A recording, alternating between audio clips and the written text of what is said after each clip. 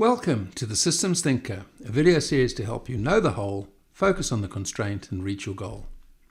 Why does our productivity rarely meet our expectations? Our evolution has been a constant struggle to find the balance between the chaos of primordial nature and the order of cultural development.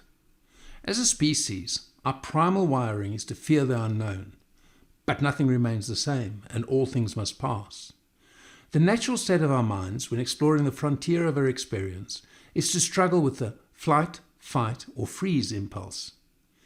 To be most fully alive, however, we must find the courage to explore beyond our walled garden of safety.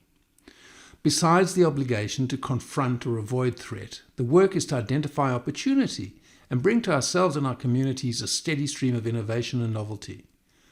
Those discoveries beyond the frontier of the known need to be understood, codified, and incorporated into our existing stores of knowledge in a way that ensures a certain dynamic tension between the explored and the unexplored.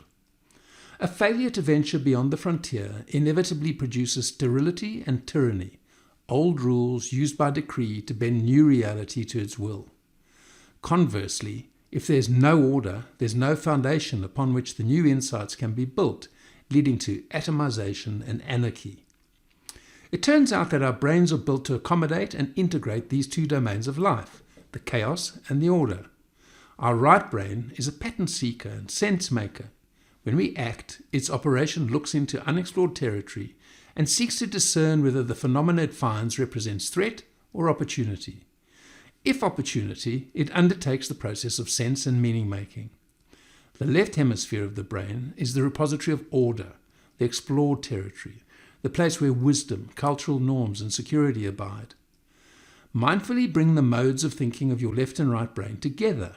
Where they meet is fecund territory, where the grand vision of the imagination meets the remarkable operating discipline of the trained mind.